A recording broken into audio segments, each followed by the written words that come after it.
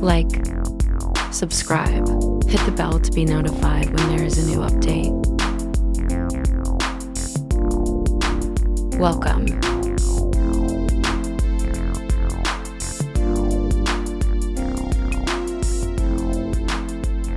Indie author interview. Annetta Tequila. Good afternoon, Miss or Mrs. Miss.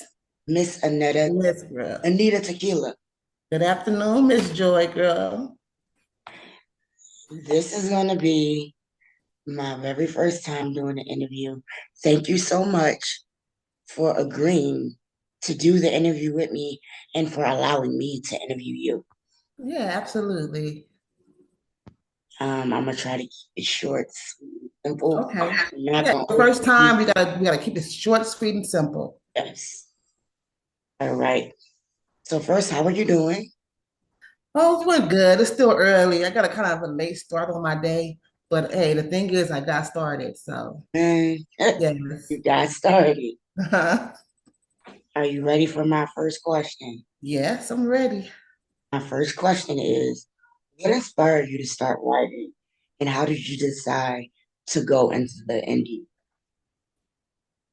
Okay, so what inspired me to start writing? Okay, so when I was a kid, when I was a teenager, I got in trouble and I got put on punishment.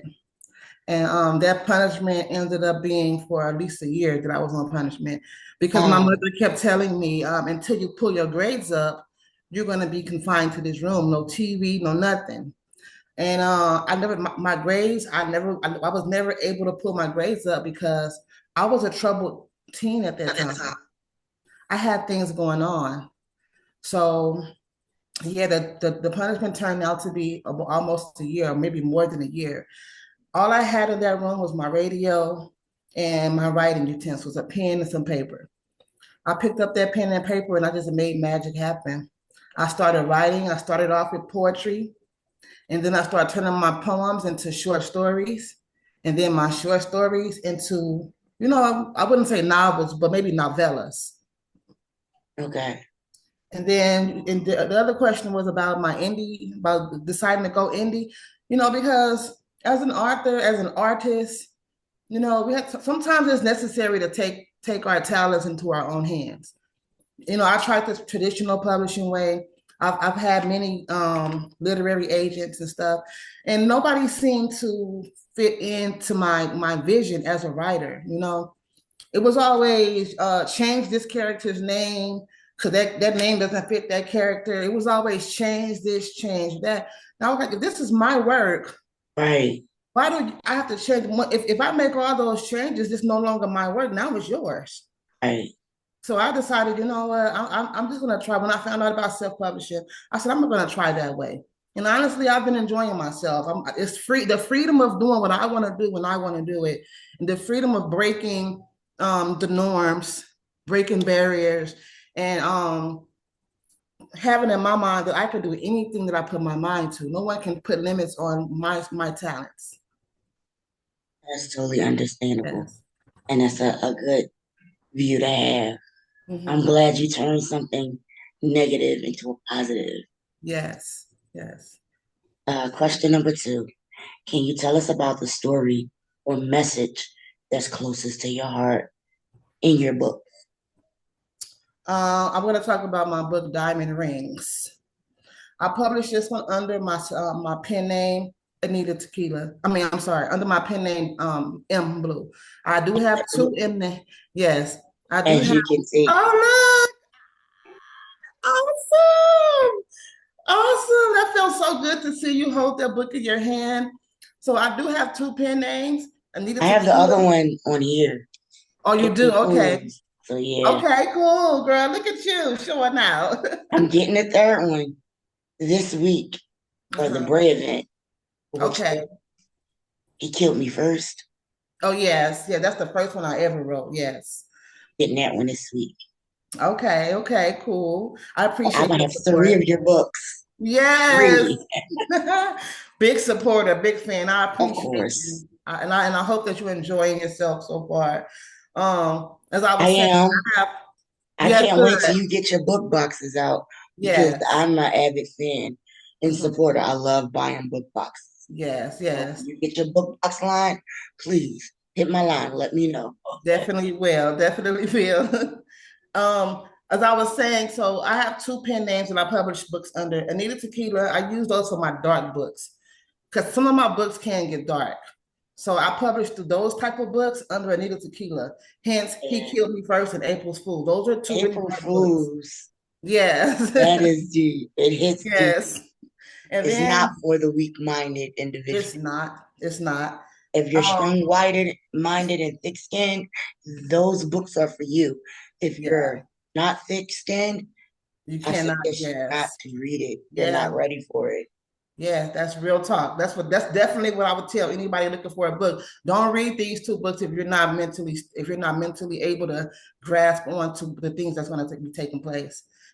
And so my other pen name M Blue is which is the one I use to publish my lighter books, the ones that are, you know, wholesome reads. They don't have any drama, violence. They don't have all that stuff in there. So under M Blue, I published Diamond Rings. That's it right there. She got it in her. Yes, that's Diamond Rings. It's a pretty short book. The reason why this one is I hold so close to my heart, it's based on a recurring dream I had. I've been having it, and I still have it to this day. I just had the dream a couple of days ago, and then a couple of days before that. But in 2006, I lost a fiance in a fatal car accident. He passed away, and he's been coming to me in my dreams a lot. You know, I see him all the time in my They dreams. ever lost him in his existence, but he's always here. He's always in my heart. Yes, Your dreams. yes. He hasn't forgotten about you. Yes.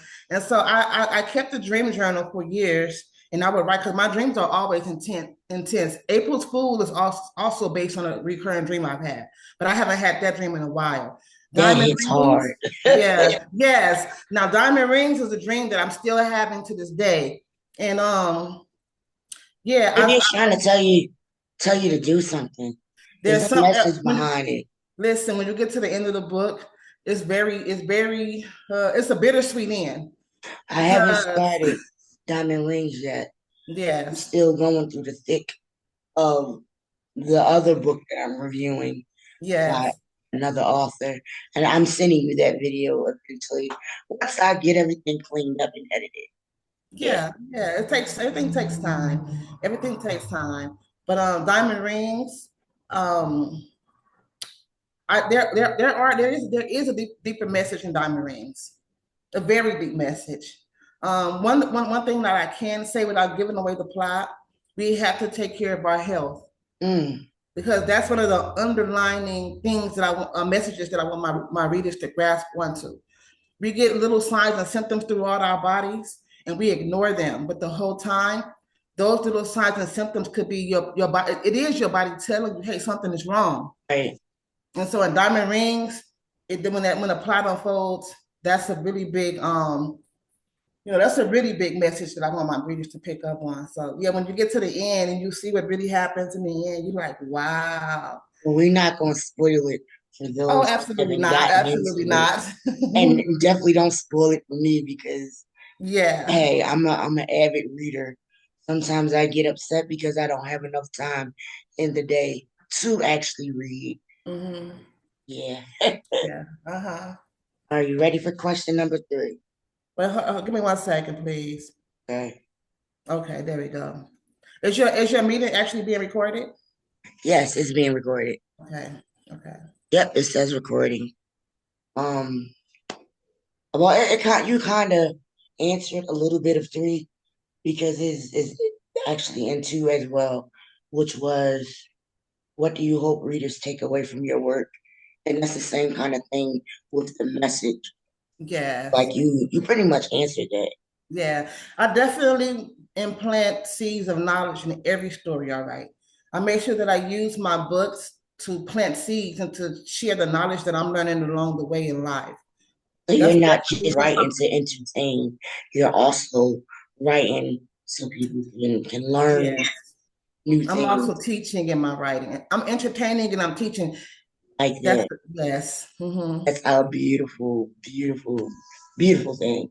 Thank you. Before, who are your favorite authors and how have they influenced your writing style? Well, I first started reading with Eric Jerome Dickey. And Vicky. His name is Eric Jerome Dickey. He passed away not maybe a few years back from a long an illness he's been struggling with. But the way he influenced my writing is I don't know. I feel like when I'm reading his books, it's a friend talking to me, telling me their story.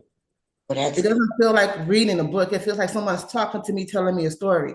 And so I try to write my books that way as well. You know, I don't want to be too technical. I don't want to go with the industry norms. I want to just tell my story and be freely able to tell my story without so many restrictions. You know what I'm saying? I feel you. That's Yes. good. Okay, the next question is oh wait, this is part of the fourth question.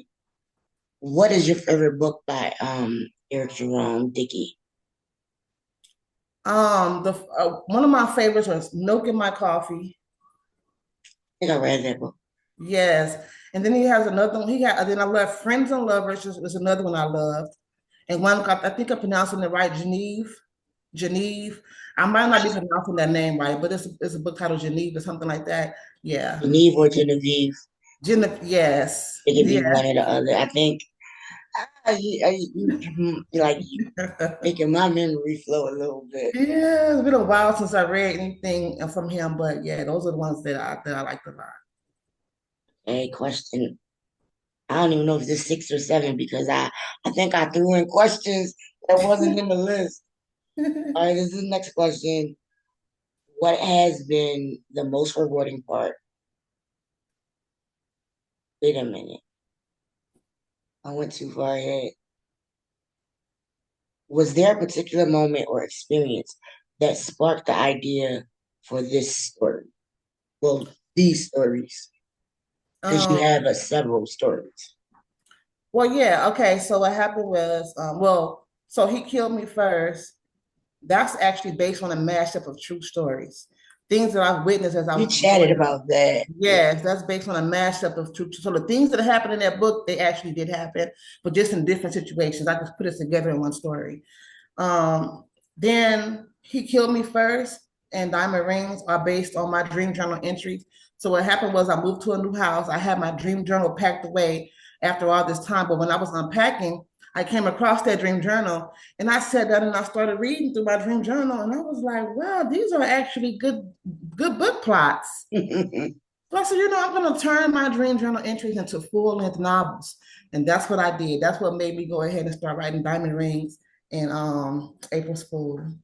I can relate to you Yeah. because I don't have dream journals, but I did have some crazy dreams Oh, that yeah. when I woke up, I immediately wrote it down because I was Yes. like, yo, this would be a good book.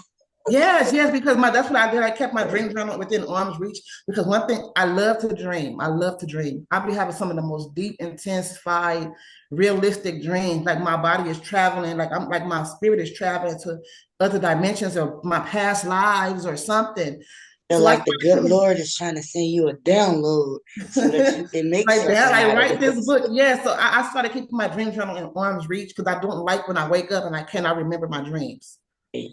I can't stand that. So I haven't written in a dream journal in so long, but at the time when I was having really intense dreams that were recurring, that I felt like this means something. I started writing everything down. That's amazing. Yes. Loving your process so far. Hey, what has been the most rewarding part of your indie author's journey so far?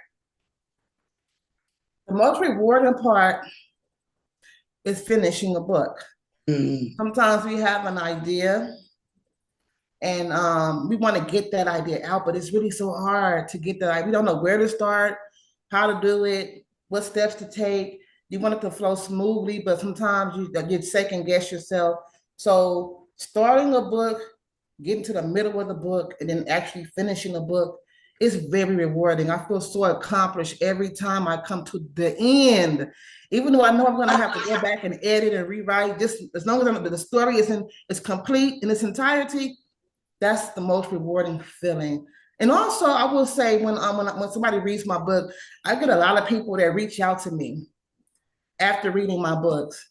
Many of them cannot leave reviews on Amazon because they don't purchase things on Amazon as much as, like that. But they will reach out to me and tell me that this book impacted me, or I've been through this. And hearing readers tell me how they can relate to my characters, that's also a very rewarding feeling. Well, I left you a review for April's Fools. Okay. Left you a review for April Fool. I will have to leave you a review for Diamond Rings once I finish reading it, and for He Killed Me First once I actually have it in my Kindle. Yes. Okay. Okay. And before we're done, I would like for you to explain about the Bray event 2024 that you're also in right now. Yes. The next So, question. okay. Oh wait, you say anything? Go ahead. I want to Oh, cut you off. I thought you wanted me to explain right now, but I could just do it after your next question. Okay. Because I'm not trying to waste too much time because it was recording before you came on, Oh, but I don't want to spend too much time and then we get cut off in the middle of the interview and I'm like, wait yeah. a minute. Yeah. Yes. One more phone part. Are there any challenges you faced as an indie author that you'd like to share? Any challenges I face. The biggest challenges I'm facing as an indie author is getting my books in the hands of my reading audience.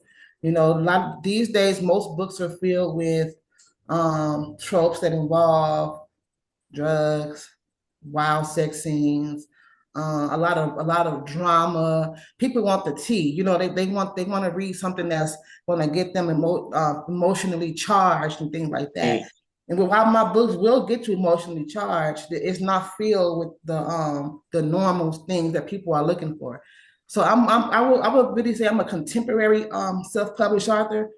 So that Contemporary. Everything is pretty much smooth and smooth sailing. It doesn't have a lot of like hood urban, in yeah, I there get and what you're stuff like saying. that. Because I Yeah, know they try to lump a lot of urban with contemporary, and it's really not the case. So yeah, I understand where you're coming yeah. And it's difficult to find your reading audience when everybody's looking for, from. hood books and drug books and stuff like that. Like with April's Fool, one of my readers reached out to me because they were like, I don't understand what's going on. And then he said maybe if this was a man, he said maybe if there was something of more hood involved, I can get it. But this is totally out of my league. And I was like, I understand because the main character Alan, he's suffering psychosis, and so he's having visions of things, and he's going through mental thought, all these crazy thoughts. Olive wasn't rap, right? And he told me that is causing me a lot of anxiety though. Like his thoughts are making me feel like he coming for me. Like Right. That's why I keep saying if you're not strong willed and strong minded, steer clear of certain yeah, books. most definitely. Because like I said, my dreams They'll do give you an manifest. anxiety or a, a disorder that you never really had, but now that you're thinking about it, you're like, wait a minute, I think I got that too. No, no, no. Yeah, Yeah. yeah. All right, the next one is how do you go about creating characters that readers can connect with? I just let the characters. I let the characters talk to me. Like with April's Fool. So the current dream that I had was always two people in the dream, a man and a woman, and it was like, Have you ever saw the movie The Christmas Carol with Like, Ebenezer Scrooge? With yeah, Ebenezer Scrooge. I've seen a lot of versions of it. I love Christmas carols. Yeah, so you know how the ghost was walking him around and showing him his life. So that's what my dream was, and it was a man and a woman always arguing. So I just used them to create my characters. I just used what I was getting from them in my dreams and put that into their personalities and stuff. Yeah. All right, I that just makes let it sense. flow. I let everything flow to me naturally because that's to me that feels more right, you know. Do you ever base any of your characters off of actual people? Well, Diamond Rings, the main character, Oh Corey, of yeah, I course, get that. because she's me. So yeah, she has a lot of me. My career, she has my same career. A couple of characters in He Killed Me First are based off of people who I know, I put some of their pieces of their personality in my character. So yeah, I dig it. yes. How do you go about creating characters that readers can connect with? You pretty much answered that. Mhm. How do you stay motivated and disciplined when working on a book? I make sure that I keep so I have a habit of okay, so I get random thoughts all the time, random ideas, like they come to me almost as if I have like maybe ADHD or something. I don't know. That's what I tell people all the Mm. time. I said I have so many ideas rushing in my brain. It feels like a disorder. So what I started doing was now I go to my email, and whenever I'm out doing work on my way to handling business, whenever I get a random thought, I immediately go to my email address, type it in my email address, and send it to myself.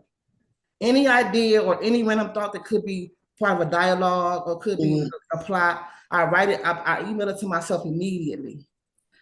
Then when I get bored, I go through these emails. I read the stuff and I'm like, oh yeah, I'm gonna put that in there, I'll put this in there. So it's kind of motivating to have random thoughts always, because it's like I never lose my creativity. In a way, it sounds like you have an organized system to your random thoughts. Yeah, the That's random thoughts become that's plot points. good. Yeah, parts of my book. Yes. That's a good tactic to have. Uh-huh. How do you, well, we just answered that. What does your typical writing routine look like? I don't have one. Movement I just write I write whenever I feel like it, whenever I have time. hits you. Yeah, I try to put myself on a writing schedule, but then I notice that when I do that, I feel like the writing is more forced. Like I'm trying to push something out. Like when Get I what you push mean. things, yeah, when I'm pushing it out, it doesn't feel like and then when I go back and I read what I wrote, it doesn't feel like it flows smoothly. I It tried flows, to get a yeah, schedule before, but it seems like when I plan things out, they never work out right. yeah, Other yeah, things pops up. So yeah, I can relate to what you're yeah. saying about not having a schedule.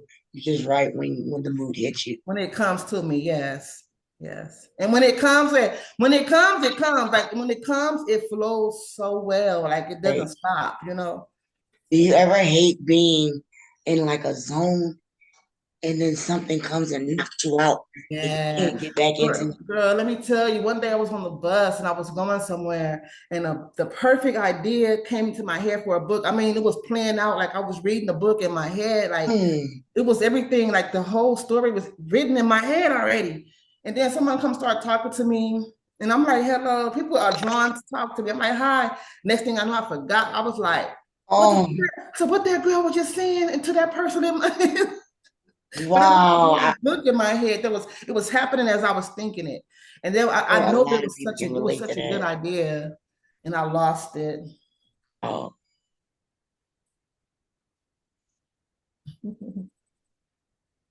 what? Okay, just went through that. Have any readers' reactions or feedback surprised you? Yes. I love them. Like I said, they reach out to me all the time. I have links in the back on my ebooks where people can reach out to me and connect with me. And I've had Have any several examples of readers. something that happened? Yeah, Well, you just did. You said one about the guy that said yes, it's affecting him, and he don't think yeah, he can read it anymore. yeah. No, but he read the whole thing, and then he was just like, he was like, I'm He's traumatized. He confused. was like, I'm Yeah. traumatized. Now I have to start Oh, checking IDs and stuff. Like that's it. But that's I've had sad. several readers to reach out like that to me and say, wow, like this is different. It made me feel nervous when I was reading the book, but I'm glad I finished it because it was a good book. This will be our last question. Mhm. I hope you'll probably have another chance, to finish the other questions that at a later date when Okay. you have more. But our Absolutely. last one. Uh-huh. Do you have a favorite scene or passage in your book, and why are they special to you? So going back to the main character in April's Fool, well, I'm going to mention two really quick. So in April's Fool, the main character Alan, when having visions and thoughts, those are my favorite parts to write because I know that they're pretty deep. I know that they're pretty dark. Some His of them thoughts, scenes had me cracking up laughing, and some but of them that just things that, made me mad at Alan. Like I was rooting for you in the beginning, but then I started peeping some things. I'm like, wait a minute now. yes. But in the beginning, it showed you that he's not mentally stable. He's he's hell bent on getting revenge. So then you start seeing him spiraling out of control as the book Yeah, goes on. But his thought patterns and his visions are my favorite, some of my favorite parts of the book because it was just like, wow, I'm gonna put this in here. I'm gonna shake people up a little bit. I'm gonna put it in here. Like I'm gonna I'm put this glad right on you up in here. did it to the extent that you did it because honestly, there are people out there that have this issue and don't know it. Yes. But Yeah.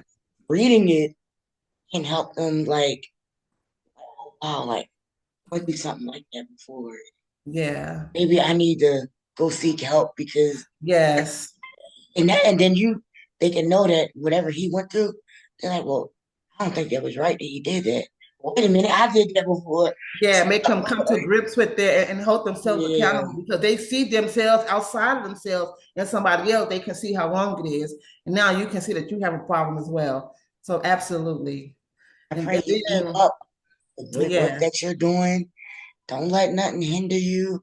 I know you're gonna come across plenty of people that's not gonna agree with what you're doing. But guess what? It's not for them, it's for you. So you do what absolutely you got. that part. No, for real. I feel that. I thank you for those kind words. I need to hear that because sometimes I do. I know, like sometimes I'm tempted to fall into the norm. I'm like, I gotta put some drugs in here. I gotta put baby daddy ratchet did up in here. He ain't Continue like living it. outside the And I'm box. like, no, I'm not gonna do. I'm gonna write how I What you're write. doing is great. Yes, Continue to do what you feel. Because yes, everything is not for everybody. What's for you is for you. yeah, Not gonna please everybody. yes. And that's just life. Hmm. You don't gotta please nobody but God. And if God ain't saying you doing something wrong, continue the process. Absolutely, and I will do. And then I want to mention one more of my favorite parts in the book, and diamond rings. Um, One of my favorite parts in Diamond Rings. Well, my favorite parts in Diamond Rings is when she has her dreams, because the book is a normal book, and then I etch my dream journal entries in there when she's having her dreams. Those are actually my real dream journal entries that are being etched in there. So those are actually my dream journal entries, and I really enjoy reading those because it takes you into the spiritual realm. It Right. takes you to think about things outside of what you can see. And there's things that we can't see that's, is real too, So Yeah, in those, this day and age, in this era, starting to feel, well, not feel, but I'm starting to realize a lot of stuff that we have been taught and learned. It's not really what the real yeah, deal is. yeah, And we need to open up our eyes and really look at the big picture and just yes. stop conforming and going what other people are telling you to do. Is something is going on. Yeah, it's definitely something deeper going on in this world and in the spiritual realm. There's a lot of activity that we're not catching it. And I put it in the diamond rings. People can start catching it. Like pay attention to what your subconscious mind is telling you when you Hmm. go to sleep and you have dreams. Like sometimes your dreams are just replays like of what happened throughout your day. Things you saw on TV is you still seeing it in your head, but sometimes it's deeper than that. Sometimes your We're dreams are losing the messages. lighting. Up is Mhm. about to stop. We're running out of Okay. time. Okay, Can we out of time, y'all. Oh can no, you I'm please having so say much fun. about Bray? Talk about Bray before they cut us off. Okay, so break 2024 between November 12th and 11/16. A bunch of Black authors are offering their books for free, their ebooks for free, to show our readers our appreciation for being readers, for picking up our books and flipping through those pages and getting involved in our story. So from November the 12th to November the 16th, go to the Bray website and you can download your copy of, there's over 400 books available. And there's some good books too. Yes. And it's all Black authors. All Black Readers yes. Association event.